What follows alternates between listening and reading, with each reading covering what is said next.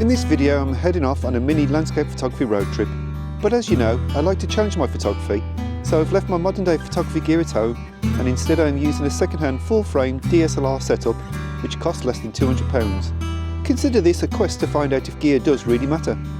Now this camera is not totally alien to me, as I use an identical body from 2006 to the end of 2009. This period included a massive 12-month around the world trip when I was shooting stock photography for my image libraries, back in the day when it was worthwhile supplying you images to picture libraries, but that's possibly a subject for another video.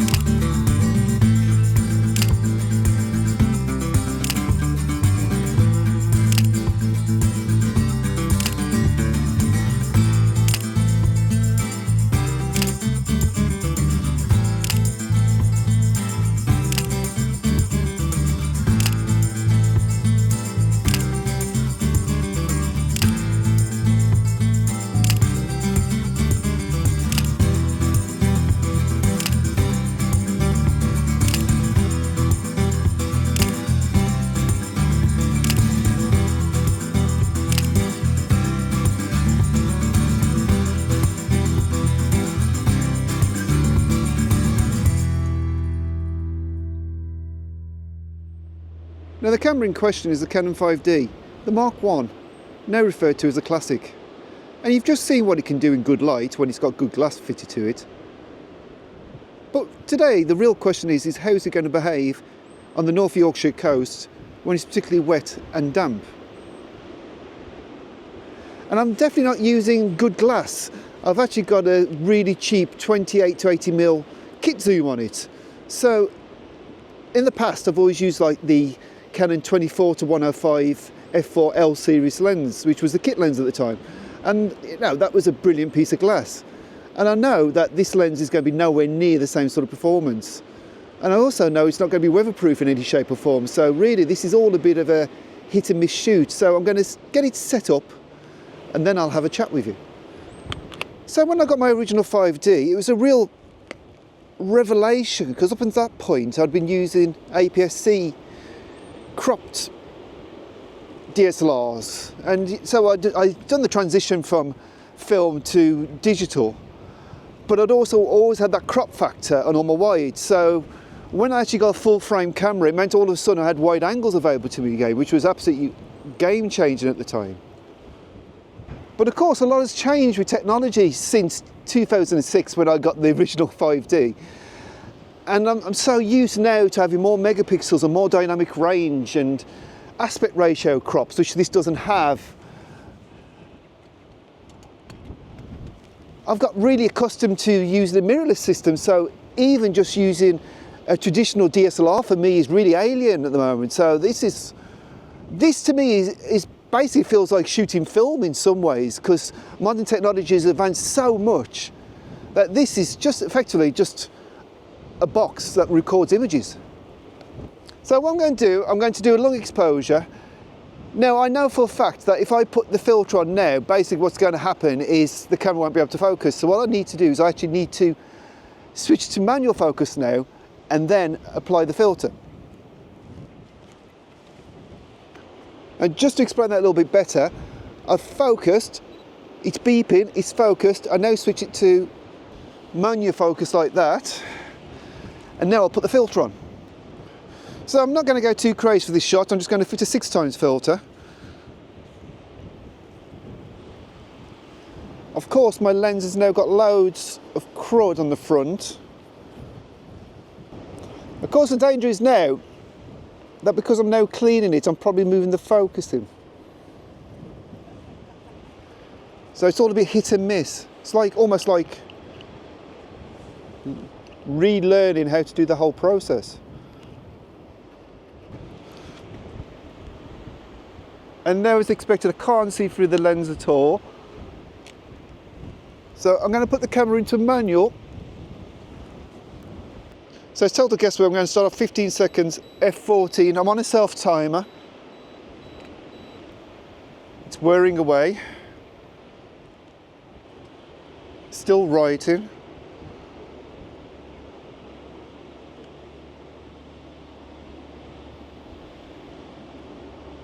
So my exposure's totally off.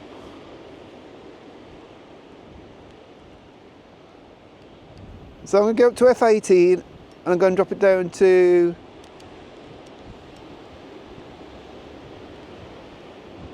10 seconds. Whirring away again. Force of habit is I'm going to try and look for the screen for the EVF, which obviously I can't. I'm still, my histogram's looking okay, but it's really grouped to the right, so I'm going to drop the exposure. I'm actually going for 5 seconds just because the weather's so pretty grotty. And then I'm going to have another wipe of the lens and I take the shot again, I think.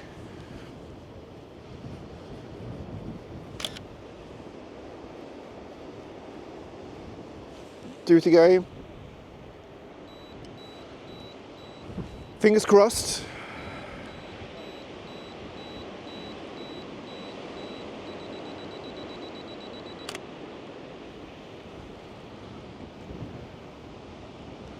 Can't believe how slow the whole writing time is. If I'm being honest, the screen on the back's that bad that it's pretty hard for me to actually tell if it's in focus, so I'm going to take the filter off, re-autofocus and take the shot again.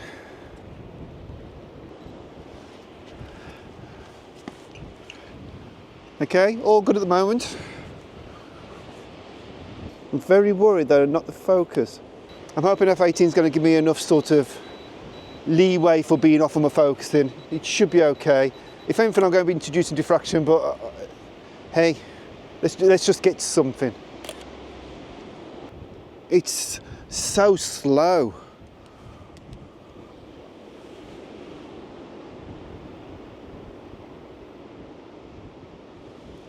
But we're focused. I think that's as good as I'm going to get. It's going to be a monochrome conversion. I'm not going to call it black and white fine art because you know my views on that. So yeah, I'll put the shot on the screen for you now.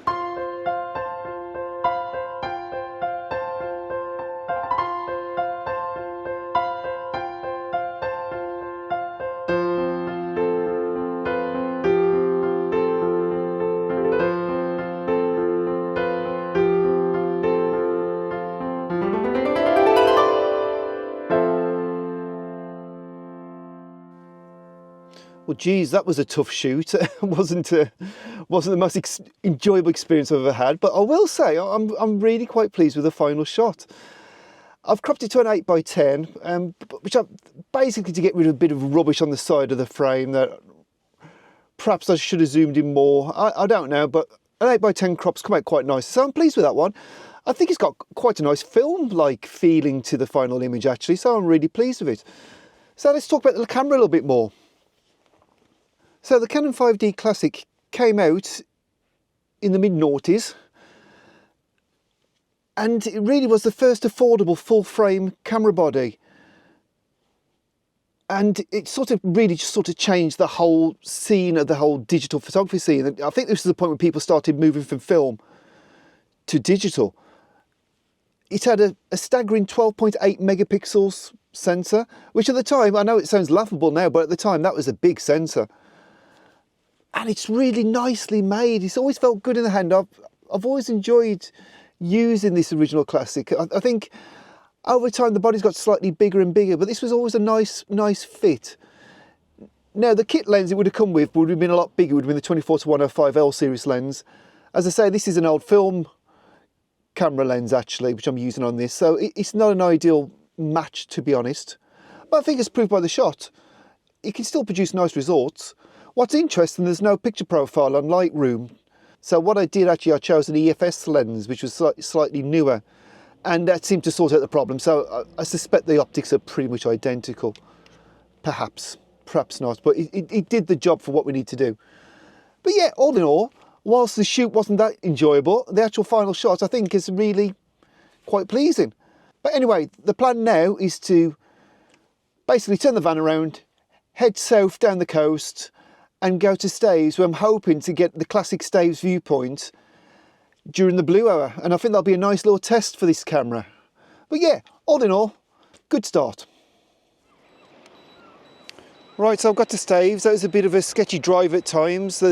Basically the rain and mist had come right in on the road. So yeah, it wasn't the nicest drive. In all fairness, the weather today for the first time on a road trip has been pretty naff. But it's okay, it's all good. I've still got another 2 days for it to redeem itself. That's our subject for tonight. I'm all set up. I would show you what I'm doing on the camera, but obviously the Canon 5D didn't have video on it, so there's no video capability at all. So that basically means I can't record anything to show you. And of course, that's when the 5D Mark II came out. That changed that. You know, and in some ways the Mark II was as equally as big as a revolution, because that introduced HD to DSLRs, and you know, and we know what happened there. We probably would have half the YouTube videos if it hadn't been for this sort of the 5D Mark II making that sort of transition, bringing video to the masses as such, or something like that. But what I've done, I've set the camera on a tripod. I'm at ISO 100, aperture priority. I'm shooting about f11, which is absolutely fine. I might drop it down to f8 to be honest. And now really it's all about waiting for blue hour shots. And what I'm looking for the lights in the building and the street lights to sort of nicely balance with the ambient light. And that happens after sunset. Now, an interesting fact for you, when the weather's a bit grey and grotty, you still get a blue hour, so you can still take blue hour shots. But you'll find that that window is a little bit shorter. The good news is it means it comes in a little bit earlier after sunset. The bad news is that it doesn't last very long. So yeah, I'm pretty confident we'll get something. It's literally just a waiting game. So yeah, I'm just taking the shot now. I'm going to put it on the screen so you can see what the conditions are like at the moment. And then I'll catch up with you when the blue hour begins. Right, so it's officially sunset. And I'll take a shot now, show you how that's looking. It's got a bit chilly, it's still a bit murky. But yeah, I think I'm still confident we're going to get something. Basically, I used the Canon 5D to photograph all the images for my Edinburgh Illuminated book. So I know it can do low light okay on a tripod, it's fine. Limited dynamic range, yes, compared to modern day cameras, but you know, it'll still produce a really nice shot. I think really the only thing that's going to let me down will probably be the lens, but yeah. I'll put this shot up on the screen and I will catch up with you in about another 10 minutes. Right, I've recomposed slightly. I'm now getting 5 seconds f11. I'm underexposing by 2/3 of a stop, basically because I don't want the sky to bleach out. To be honest, I think I could probably lift my exposure up a little bit, and I may well try that. But yeah, we're getting there. It's starting. Blue hour is beginning. Fingers crossed that it actually gets a little bit nicer, but here's the shot so far.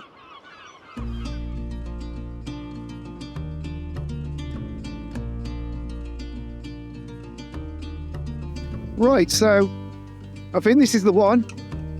35th second, f10, ISO 100. I'll put the shot up on the screen for you now, and I'll catch up with you guys tomorrow.